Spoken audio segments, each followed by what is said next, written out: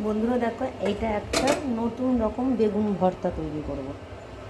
বেগুন ভর্তা, বেগুনগুলো প্রথম চিনি দিয়ে আর লবণ দিয়ে একটু মাখিয়ে রেখে দিয়েছিলাম, তো এটাকে ভাজা করে নিয়েছি। তো এটাকে দেখো আমি এবার কী করে ভর্তাটা তৈরি করি। ঠিক আছে, দেখো কতগুলো বেগুন বলো তো, দুটো বেগুন, বড় বড় দুটো বেগুন ভেজে নিয়েছি। তো বেগুনটাকে আমি ভর্তা করব।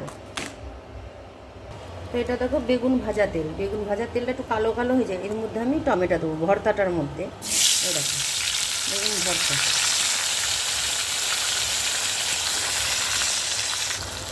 তারপরে দেবো দেখো লঙ্কা, পেঁয়াজ আর টমেটো। তো কারা কারা খেয়েছে এইভাবে বেগুন ভর্তা, তো কমেন্টে জানাবে ভালো লাগবে।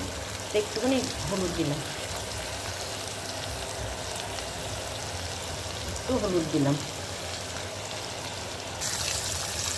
এবার পরিমাণ মতো লবণ দিয়ে দিলাম। তো কমেন্টে জানাবে অবশ্যই যে কার কার ভালো লেগেছে ভর্তাটা। এটাকে আমি ভালো করে ফাটিয়ে নেব।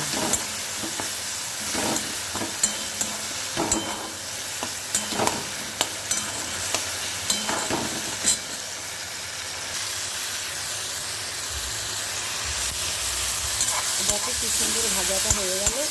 টমেটো, পেঁয়াজ, কাঁচা লঙ্কা, বেগুন পুড়িয়ে একরকম ভাজা হবে, আর এটা এখন বেগুন ভাজা করে ভর্তা। তো আমার টমেটোটা, পেঁয়াজ, লঙ্কাটা হয়ে গেল। তো বেগুন ভাজাটা আমি ঢেলে দিলাম।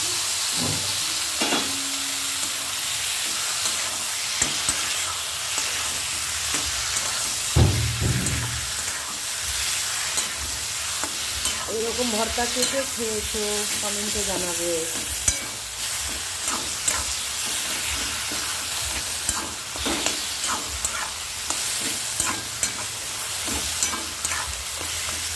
বেগুন পুড়িয়ে একরকম মাখা হবে। অবশ্যই লাইক, কমেন্ট, শেয়ার করে দেবে একটু। তো কারা কারা এরকম ভর্তা খেয়েছে, মানে পুড়িয়ে একরকম ভর্তা হবে, আর এটা বেগুন ভাজা করে টমেটো, কাঁচা লঙ্কা, পেঁয়াজ দিয়ে ভর্তা। দেখো কালারটাও সুন্দর হয়েছে।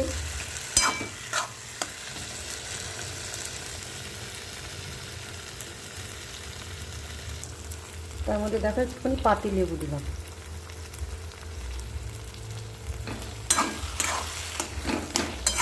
ভর্তাটা একটু টক টক হবে, টমেটো তো দিয়েছি, তাও আবার টমেটো করে একটু পাতি লেবু দিলে তাহলে খেতে একটু টেস্ট লাগবে।